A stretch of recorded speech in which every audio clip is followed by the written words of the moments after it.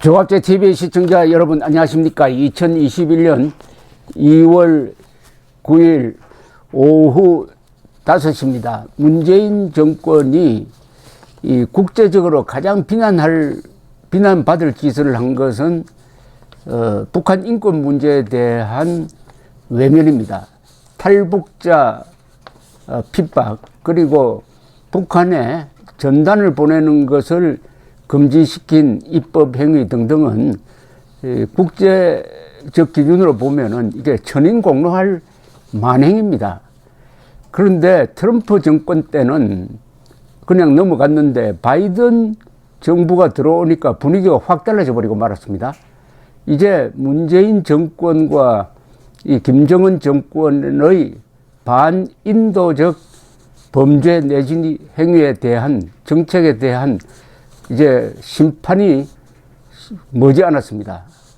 워싱턴에는 북한 인권 문제를 다루는 전문가들과 단체들이 많습니다. 또 한국 탈북자들, 그리고 북한 인권 단체들과 국제적 연대를 가지고 있습니다. 유럽에서도 영국, 프랑스에 응원 세력이 있습니다. 이 국제적으로 연대를 가지고 있는 게 북한 인권 단체들입니다. 이걸 상무시하고 문재인 정권은 오로지 김정은의 인권만 챙기는 이상한 짓을 해도 국내에서 별 반대가 일어나지 않으니까 이어갔는데, 이제 워싱턴에서 변화는 아마 문재인 정권이 견디기 어려운 압박으로 등장할 가능성이 많습니다. 이 민주당 정부는 항상 국제적 인권, 국제적 민주화 운동에 관심이 많은 역사적 전통을 갖고 있습니다. 이번에 미국이 취하는 몇 가지 조치가 아주 괄목할 만합니다. 우선 트럼프 때 사실은 탈북자 문제를 쇼에 써먹고 말았습니다. 그 탈북자를 연설할 때 데리고 가서 소도구로 쓴 게 트럼프였습니다. 그 뒤에 2018년부터 김정은과 작당을 하면서부터 북한 인권 문제가 쑥 밀려버리고 말았습니다. 김정은이 북한 주민들로부터 사랑을 받고 있다라고 이런 헛소리하는 트럼프니까 무슨 또 이 트럼프라는 이 인간 자체가 보편적 인권에 대한 의식이 전혀 되어 있지 않는 사람이었습니다. 심지어 UN 인권이사회에서 미국이 스스로 탈퇴를 했습니다. 트럼프가. 그런데 어제 토니 블링컨 미국 국무장관은 보도자료를 내면서 미국이 UN 인권이사회에 돌아갈 것이라고 선언을 했습니다. 바이든 행정부가 민주주의와 인권, 평등의 중심을 둔 외교정책으로 돌아갈 것이라는 의지를 밝혔습니다. 그리고 UN 인권이사회와 적극적으로 관련을 짓겠다. 우선 인권이사회에 포함되어 있는 인권 단합 국가들이 이사회에 포함되어 있는 것과 이사국으로 선출될 가능성, 또 이스라엘에 대한 인권이사회의 불균형적인 적대감을 탈퇴 이유로 제시를 했던 트럼프 대통령의 2018년 6월 인권이사회 탈퇴 결정을 번복을 했습니다. 그래서 우선 인권이사회에 참관국 자격으로 복귀하고 곧 이 이사회의 이사국으로 선출되도록 할 것이라고 이야기를 했습니다. 그러면서 이사국이 되면은 이 인권을 탄압하고 있는 최악의 인권 침해 국가에 대해서는 책임을 묻는 행동을 하게 될 것이다. 인류 최악의 인권 침해 국가는 딱 북한 하나입니다. 북한 하나. 이런 입장을 밝혔습니다. 블링컨 장관은 UN 인권이사회가 의제나 구성, 초점 등에서 결함이 있는 조직인 것은 맞지만 미국의 탈퇴로 인한 지도력 공백으로 권위주의적인 나라들에 유리하게 지금 분위기가 돌아가고 있다. 그러면서 UN 인권이사회가 잘 작동을 하면은 최악의 인권 기록을 남기고 있는 나라들에 대해서 견제하고 압박을 가할 수 있다. 그리고 중요한 인권 토론장이 될 수도 있다. 라고 밝혔고, 트위터에서는 인권이사회의 잠재성을 성취시키기 위해서는 미국의 적극적이며 원칙적인 참여가 필요하다고 트위터에 밝혔습니다. 특히 미국은 동맹국과 우호국들과 긴밀히 협력하여 인권이사회에서 최악의 인권 침해 국가들의 책임을 물을 것이다. 여기 최악의 인권 침해국이라고 표현했을 때 제일 먼저 머리에 딱 떠오른 것이 북한이었음이 틀림이 없습니다. 그래서 미국 전문가들은 미국의 유엔 인권이사회 복귀를 환영하면서 이번 결정이 국제사회가 북한 인권 문제를 다루는 데도 중요한 영향을 미칠 것이라고 말했습니다. 로버트 킹 전 국무부 북한 인권 특사는 VOA 미국의 소리와 한 인터뷰에서 미국이 북한의 인권 침해에 대해 늘 목소리를 내왔지만 인권 침해를 지적하는 많은 나라들 가운데 하나일 때 더 효과적이다 라고 하면서 유엔 인권이사회 복귀를 환영을 했습니다. 존 시퍼튼 휴먼 라이츠 워치 아시아 담당 국장은 북한의 인권 실태를 조사하고 정보를 수집하는 서울 사무소를 만든 기구가 바로 인권이사회라는 점을 강조했습니다. 북한 인권을 다루는 유엔 사무소가 한국에 있지만은 우리 정부에서 별로 협조적이지가 않았습니다. 이제부터 달라질 것이라는 이야기죠.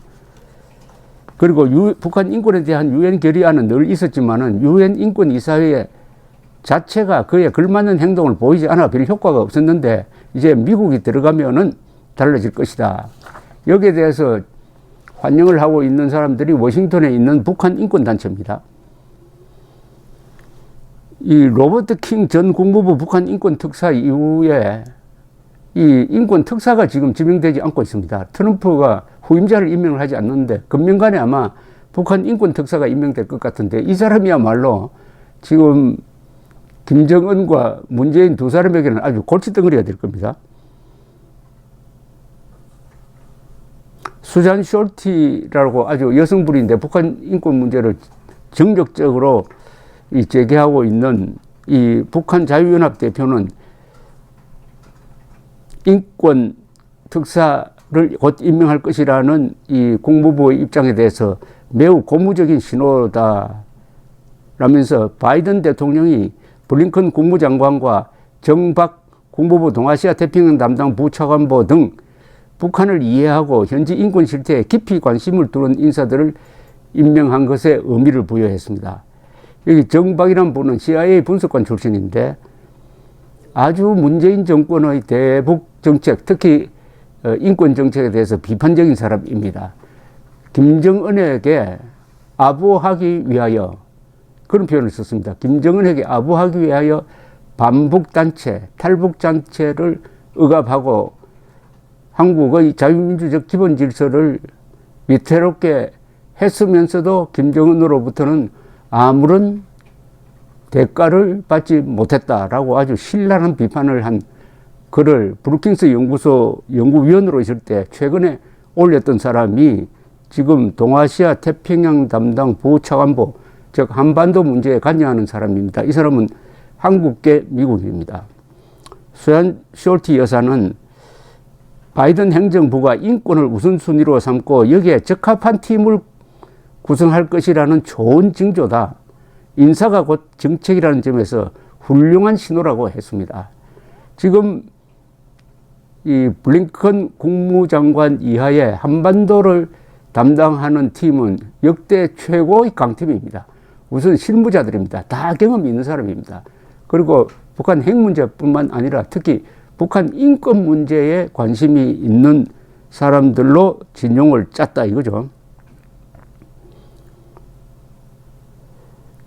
휴먼 라이츠 워치의 필 로버트슨 아시아 부국장은 인권을 미국 대북 정책의 중심에 놓겠다는 바이든 행정부의 약속은 아주 흥분되고 긍정적인 상황 전개다.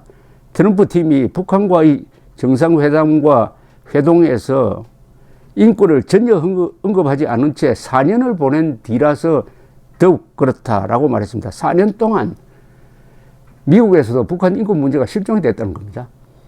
그런데 북한을 다루는데, 북한을 압박하는 데 있어서 북한 인권 문제와 대북 제재는 같이 가야 됩니다.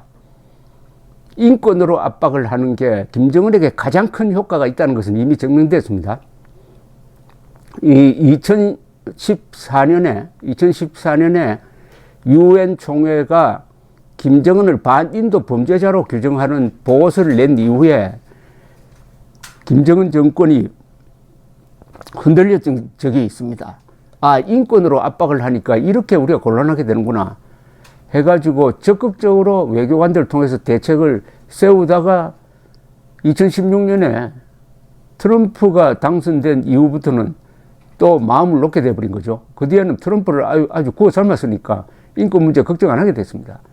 이제는 인권이란 칼을 쥐게 되었습니다. 인권이라는 이 칼을 쥐면은 세계의 지지를 받습니다. 그런데 문재인 정권은 완전히 줄을 잘못 썼습니다. 북한 문제에 대해서, 핵 문제에 대해서 북한과 대화를 하더라도 인권 문제는 절대 양보하면 안 되는데 몇 가지 실수는 영원히 씻을 수 없는 과오를 저질렀습니다.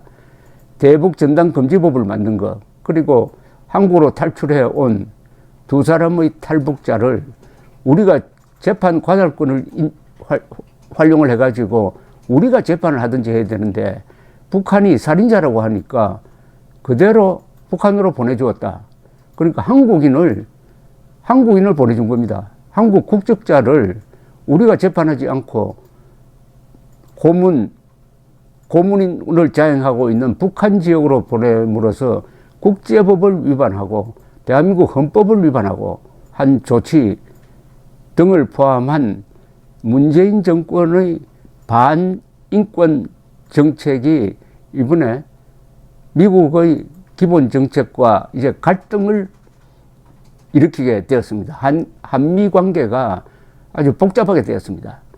트럼프와 달리 바이든은 분담금 문제는 별로 신경 안 쓴다는 입장이지만은 이 인권 문제에 관해서는 문재인 정권과 같이 가기가 힘들게 되어 있습니다. 힘들게 되어 있는데 문재인 정권 또한 이 문제에 관해서는 궤도 수정이 어려운 사람들입니다. 이념적으로 그래요. 문재인 정권 그리고 문재인 대통령을 포함해서 이 사람들은 오로지 김정은만 챙기고 김정은에 반대하는 사람에 대해서는 정오감을 표출하고 있습니다. 탈북자 그리고 반김정은 운동하는 사람에 대해서는 적개심을 가지고 김정은에 대해서는 존경심인지 이게 무슨 이러다가 보니까 기본적으로 이 정책이 다른 게 아니라 가치관이 다릅니다. 가치관에 기반한 대북 정책이니까 가치관이 바뀐다는 것은 사람이 바뀌어야 되는데 사람이 바뀔 리가 없죠. 그래서 한미 간에 이 북한 인권 문제라는 커다란 불씨가 지금 자라고 있습니다. 물론 한미 군사훈련을 어떻게 할 거냐. 미국에서는 재개하고 싶어 하는데 한국이 거기에 응하지 않을 때 어떻게 조정될 것이냐 하는 문제와 북한 인권 문제를 미국이 전면에 내세울 때 문재인 정권이 거기에 어떤 태도를 취할 거냐 아주 어려운 상황입니다. 어렵더라도 이건 문재인이가 어렵다는 거지 미국이 어려울 리는 없습니다. 이것은 국제사회의 지원을 받고 있습니다. 지금 문재인 정권에 가장 불만이 많은 게 프랑스 지식인들입니다. 이 프랑스는 북한 문제에 관한 한 미국 다음으로 적극적인 나라입니다. 그래서 2018년에 문재인 대통령이 마크롱을 만나가지고 대북 제재 해제에 협조해달라고 하니까 마크롱이 딱 거절하고 북한 인권 문제를 이야기한 그 기억도 생생한 바가 있습니다. 마크롱 프랑스 대통령, 바이든 미국 대통령 이런 구도 하에서 대북 인권 압박이 가해지고 여기에 세계에 상당히 이제는 큰 세력을 형성하게 된 북한 인권 단체들의 활동이 가세하고 국내에서 탈북자들 그리고 반북 단체가 다시 힘을 얻고 야당이 힘을 쓰고 언론이 적극적으로 지원하고 할 때 아마 고립되는 것은 문재인 정권이 세계 속에서 고립되어 가지고 반인도 범죄자 김정은과 이 같은 통속이 아니냐 하는 압박을 받게 되는 날이 멀지 않았습니다.